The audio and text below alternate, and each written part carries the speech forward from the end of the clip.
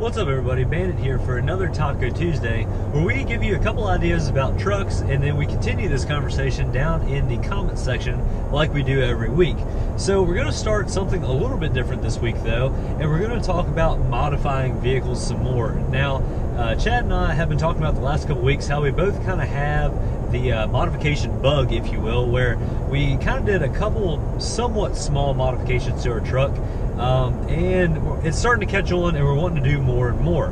Now, what I want to talk about this week is why to modify your vehicle and what you're really trying to get out of it. Now, I see a lot of people modifying their vehicles and going with really high dollar, really nice modification parts, and never really getting their money's worth, and never really using those parts to the true potential. And I'd hate to see you all do that. I think we're all working hard for our money. I think very few of y'all probably won the lottery and are just sitting on millions. So what you use to modify your vehicle and what you spend, you probably don't want to spend any more than you have to, and you want the best bang for your buck.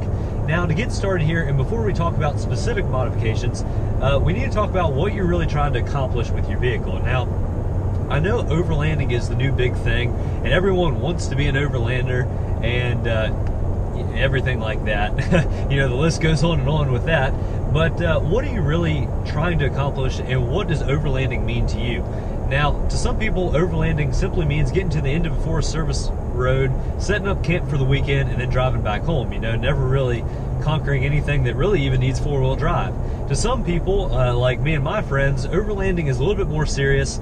It involves rock crawling, sometimes river crossings, mud, really anything that stands in your way between your destination, and really a good time. So for the latter of the two, you are doing some serious four-wheeling, and for the former, I guess that's up to you. But there's all different types of four-wheeling. It's not just overlanding. You can be into rock crawling, you can be into mud, you can be into just really going out and having a good time.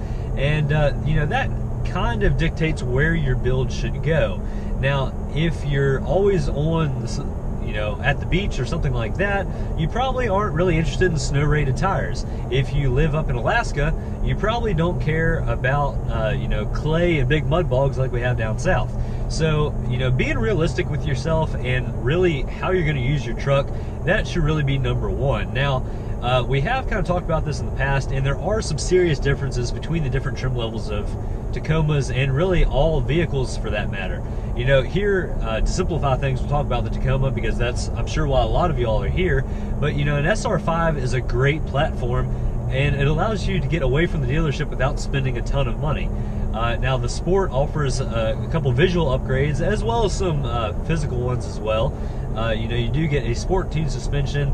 You do get some niceties here with the infotainment screen and that sort of thing. And then if you want to step up to the off-road or the Pro, you do get that rear locker, crawl control, multi-terrain select, and that sort of thing.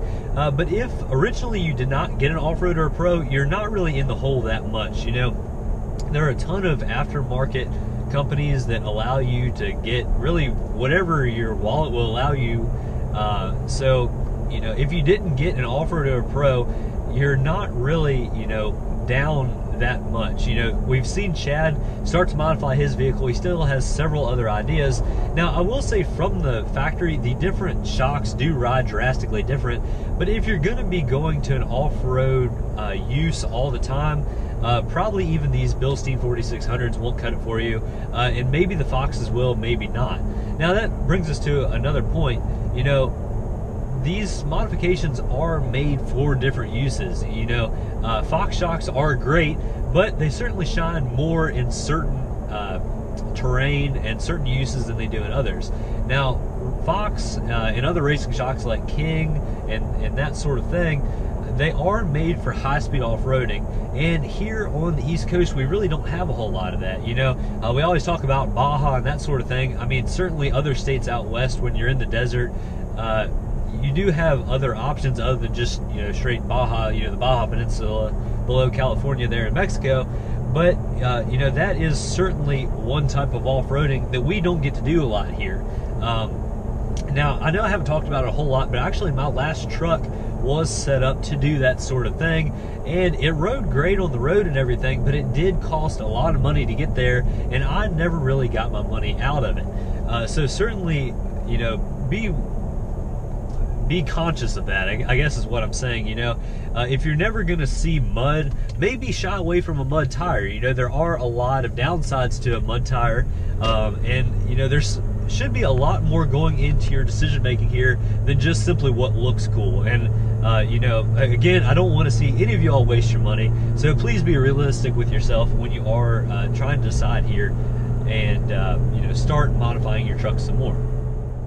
Now, the other side of this coin is a lot of us are starting to modify our trucks more and more, but here for me, and Chad is in the same boat here, these are still our daily drivers. So you don't want to go too far to one extreme and make it a great off-roader, but lose all drivability and livability with your truck. You know, personally, that's why I bought the Land Cruiser, to have something a little bit older that I could beat on a little bit more, start to modify a little bit more, and not really care how it drives day to day. Now, that's, you know, to each their own for that sort of thing, but you know, for each of us, we are planning to drive our trucks long term, and we don't want to make any modifications that go too far one way or the other.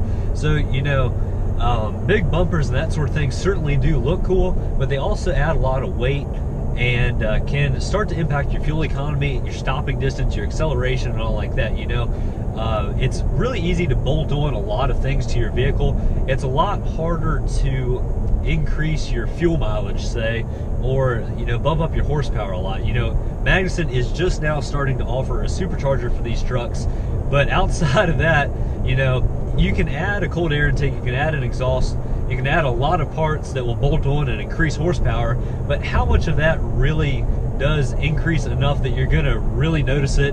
And you know, really it's not going to turn around your truck in any sort of way. Also, a lot of those things can decrease range, and for me, range is a key part. You know, if you're going to be able to get out into the woods, go four-wheeling, have a great time, but you're not going to be able to get home, you're probably not going to have a great time, and that's just how that works. But also, with living with your truck, I do use my truck as a truck. Just this weekend I was hauling kayaks. Last weekend I was hauling my four-wheeler. If you do plan on using your truck a lot, you might want to shy away from a huge lift kit. You know, that does make it a good bit harder to get into the bed, to reach things in the bed. And you know, I am fairly tall. I'm a little bit over 6 foot tall, but you know, Chrissy, Chad, they are a little bit shorter than me, and you still want to maintain usability in your bed. You want to be able to get into your bed if you want to throw something back there. And jacking your truck up sky high might look cool, but I think it might get old for quite a few of y'all pretty quickly.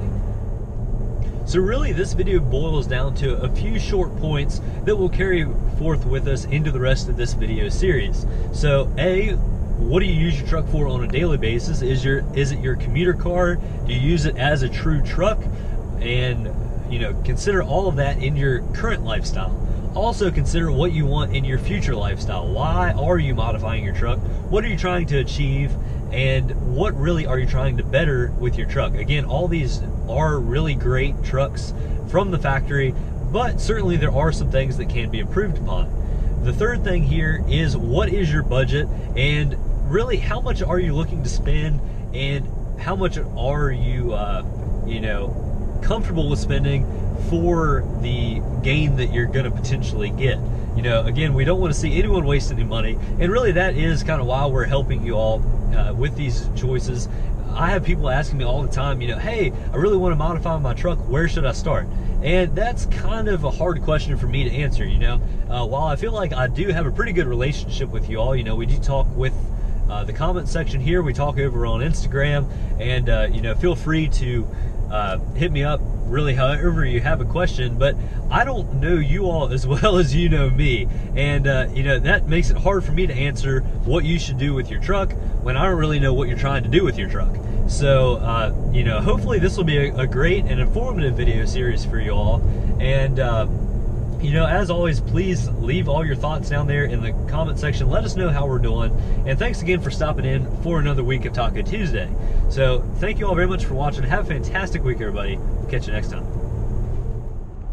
So I know a lot of times y'all don't get to see what I see behind the wheel here, but I needed to show you all this. You know, it is kind of spring, we're going into summertime now. The pollen and bugs are absolutely everywhere, and that makes visibility out of my truck kind of interesting at times.